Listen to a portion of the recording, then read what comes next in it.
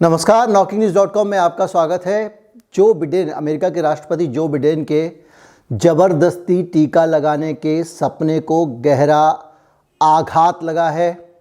Joe Biden के टीकाकरण, ज़बरदस्ती टीकाकरण, मैंडेटरी वैक्सीनेशन के फैसले को गहरा आघात लगा है। ये आदेश जो बिडेन ने दिया था, जिसमें कि 4 जनवरी के बाद कोई भी कर्मचारी बगैर, खासतौर पर स्वास्थ्य कर्मचारी बगैर टीका लगाए दफ्तर नहीं जा सकता था। और जो कंपनियां इस तरह के कर्मचारियों को अलाउ करने वाली थी, उनके ऊपर भारी जुर्माने का इंतज़ाम किया गया था। और ये तक माना जा रहा था कि छोटी मोटी कंपनियां तो जुर्माने से ही दिवालिया हो जाएंगी। इस तरह के को गहरा धक्का लगा है, करारा शिकस्त मिली एक तरह से कहा जाए। और इस आदेश को होल्ड कर दिया गया है, या कहें कि उसको स्थगित कर दिया गया है, या कहें कि उन पे स्टे लग गया है। कब हुआ, कैसे हुआ, किसने किया, कहाँ पे हुआ और इसका क्या मतलब होगा, इस बारे में बात करेंगे। कहीं मत जाइए, चैनल को सब्सक्राइब कर लीजिए। लौट के आते हैं।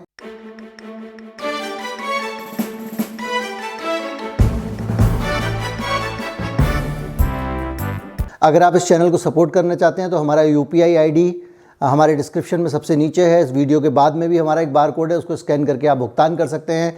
जो बिडेन सरकार ने जो आदेश दिया था, और बड़ी चतुराई से, देखिए नेता लोग कितना पॉलिश तरीके से अपने आदेश लागू कराते हैं। जे बिडेन ने जब ये आदेश लागू कराया तो उन्होंने कहा कि हम जो है कर्मचारियों को 4 जनवरी तक के लिए रियायत दे रहे हैं, छूट दे रहे हैं, मौका दे रहे हैं कि वो 4 जनवरी तक टीका लगवा कर ना आए तो चल जाएगा।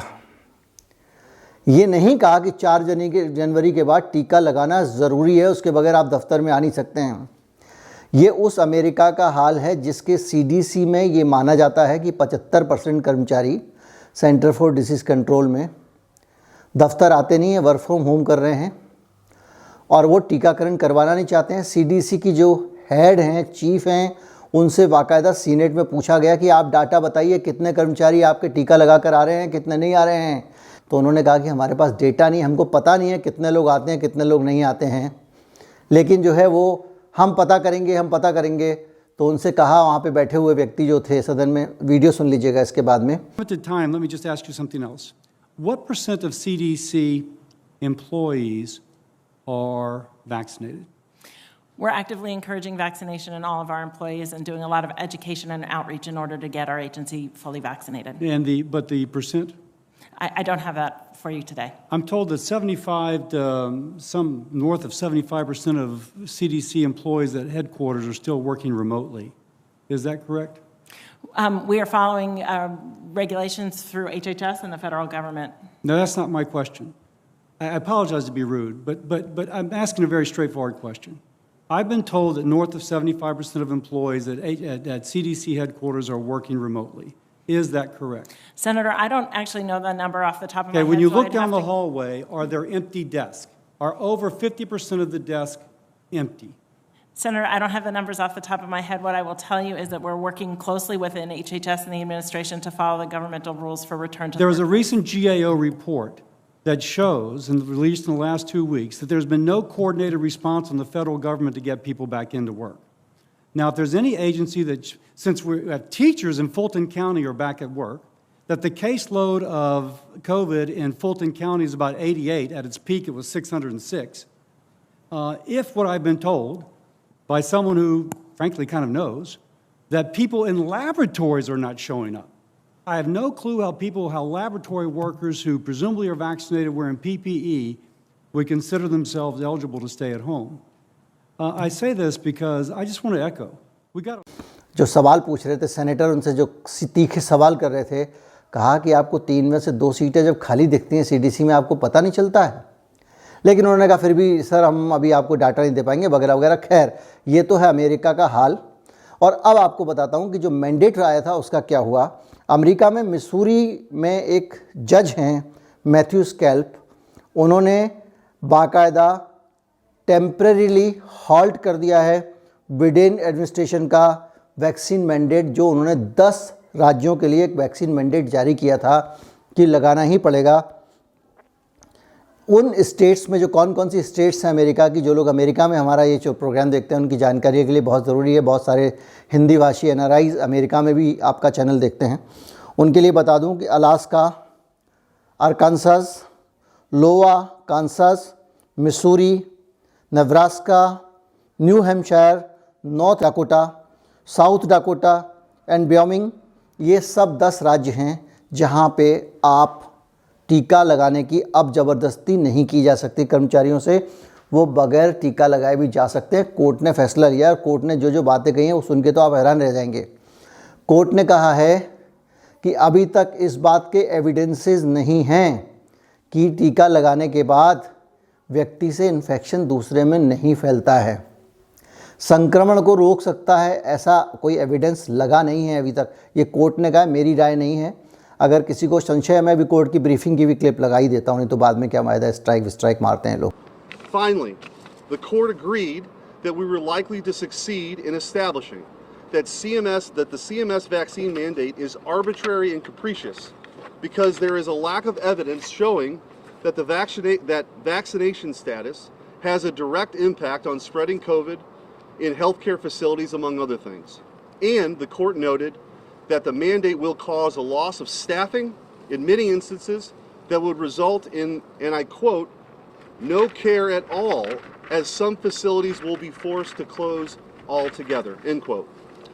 Now, I'm sure that to people who've never driven the roads or highways of rural America and across this state, or actually talked to real people affected by bureaucratic overreach, the real healthcare workers, the real patients, the real hardworking Americans who just want to live their lives without government overreach, these mandates sound like a good idea. But here in flyover country, we've had enough. And we're going to fight back every single time they try to take our freedoms away. We're going to continue to fight to halt OSHA's vaccine mandate on private employers. We're going to continue to fight the vaccine mandate on federal contractors. Because here's news for the Biden administration.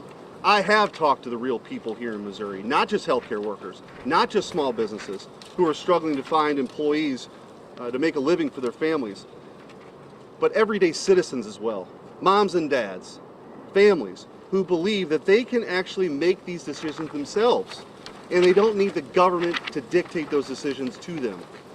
This is America, the greatest country in the history of the world, and as your Attorney General in the free state of Missouri, I'm going to continue to fight for individual rights of the people of this state, and with that I'd be happy to answer any questions. Biden का आदेश बहुत सख्त था कि 100 कर्मचारी जिस company के ज़्यादा हैं, जो 100 कर्मचारी हैं या उससे ज़्यादा हैं, उसको टीका लगाना ही पड़ेगा। 76,000 अस्पतालों में 1,70,00,000 लोग इस आदेश से प्रभावित होने वाले थे, 1,70,00,000 स्वास्थ्यकर्मी। अदालत में कहा गया, भाई साहब, जब इतने सारे लोगों को आप टीका लगा दोगे और लोग वैक्सीनेशन के बाद में तो आपके अस्पतालों में तो दिक्कत हो जाएगी, पैर रखने की जगह नहीं बचेगी, आप कहाँ से लगा रहे हो। दूसरा ये कहा गया कि भाई साहब, ये आप जो है ना दूसरों के अधिकारों में दखल कर रहे हैं। बिडेन सरकार को ये अधिकार नहीं है कि लोगों की पर्सनल वैक्सीन, ये अमेरिका का कॉन्स्टिट्यूशन कहता है और कॉन्स्टिट्यूशन का हवाला दिया गया कि ये संविधान के खिलाफ है कि कोई आके उस संवैधानिक अधिकार में अतिक्रमण करे आम लोगों के।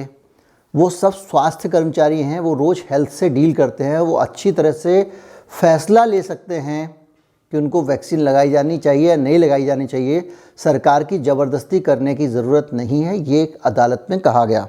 ये जो रिट थी, याचिका थी, ये 10 राज्य अमेरिका की 10 राज्यों, जो फेडरल स्टेट्स से जो अमेरिका के 10 राज्यों ने, जैसे मध्य प्रदेश में है, उत्तर प्रदेश है, हमारे यहाँ हरियाणा है, पंजाब है, हमारे यहाँ तो राज्य सरकार भी बहती गंगा में हाथ धो रही है, लेकिन वहाँ पे 10 राज्यों ने संयुक्त रूप से याचिका लगाई थी कि साहब ये आदेश कैसे दे सकते हैं, इनका आदेश असंवैधानिक है, ये अतिक्रमण कर रहे हैं लोगों के अधिकार में।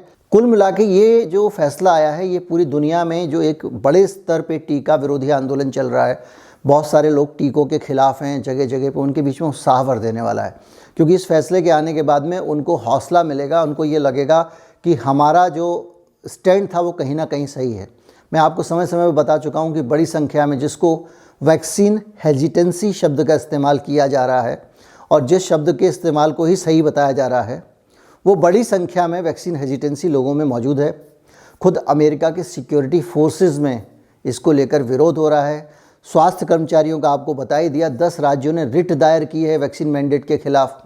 वैक्सीन अच्छी है बुरी है ये फैसला लोगों को करने दीजिए। लोगों को अपने शरीर का फैसला खुद करना है। आपका काम है अच्छाइयाँ बुराइयाँ बताएं।